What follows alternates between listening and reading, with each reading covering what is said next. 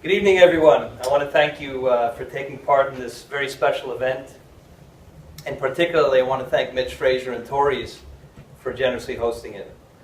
As mentioned, I've been fortunate enough to have known our two aspiring members of Parliament, Michael Levitt and Anthony Housefather, for a good part of my life. Anthony since our time together in elementary school in Montreal, and Michael for most of my 20 years in Toronto.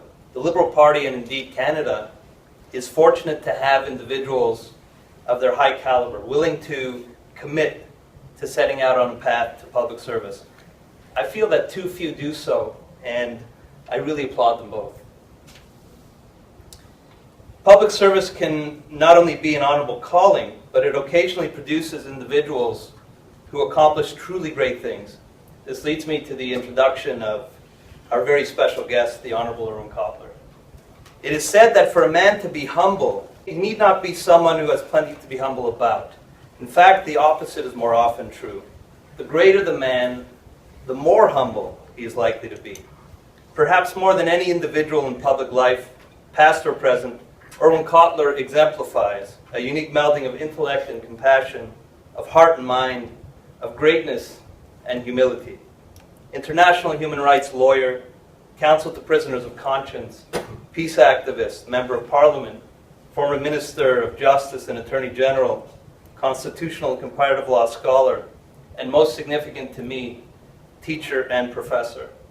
I was first privileged to personally experience both this man's great heart and mind while a law student at McGill, where he was an esteemed professor. This was back in the early 1990s, and I was presenting a mock appeal.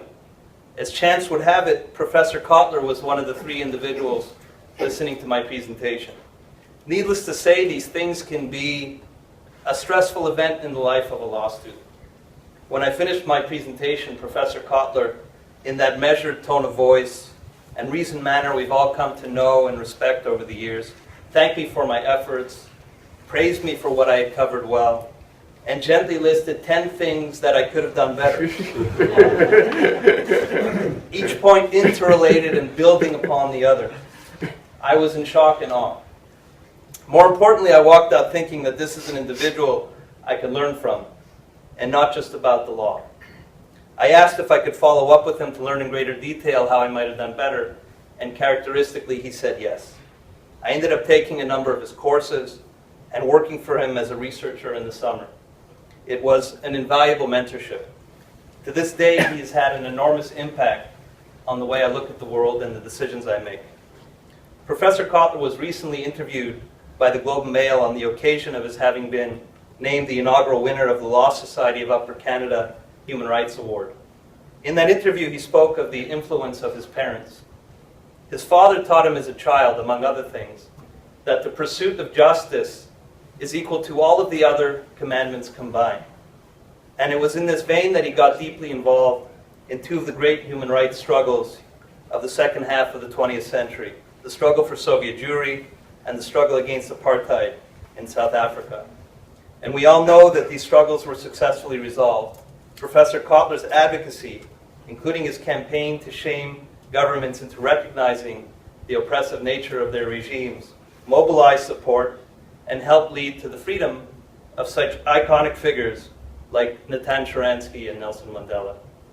Professor Cotler's advocacy for peace and human rights is just as strong today as it ever was.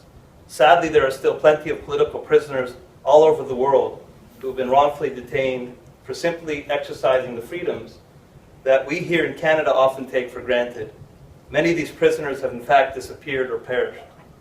Professor Cotler gives these brave individuals a voice, and he carries their torch. An example of this is Sergei Magnitsky, a Russian lawyer and fraud investigator who uncovered evidence of a major theft of tax money by government officials and was arrested for it himself, imprisoned, beaten, and left to languish for 358 days before he died in jail at the age of 37. This past month, Professor Cotler's motion calling for a Magnitsky law to sanction Russian officials for domestic human rights violations won unanimous backing in the House of Commons. Whether it has been transforming the Supreme Court of Canada into the most gender representative in the world in his capacity as Minister of Justice and Attorney General, advocating for peace in the Middle East, or advocating on behalf of the dispossessed anywhere in the world, his voice has been strong and it has been heard. All of this carried out in the simple pursuit of justice. Has any son better followed his father's advice? Professor Cotler once taught me, if I ever wonder what I can do in a world that can often make us feel cynical or even indifferent, to recall the words of the great sage Maimonides. He suggested we look at the world as if it is exactly half good and half evil. If we look at it that way, and I tell my own children this now, then one good deed, be it helping someone across the street or stopping bullying, can tip that scale. This provides hope that we can all help repair the human condition.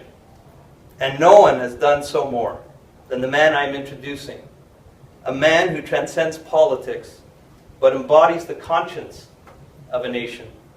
I give you a great yet modest man and a good friend and teacher, Irwin Cotler.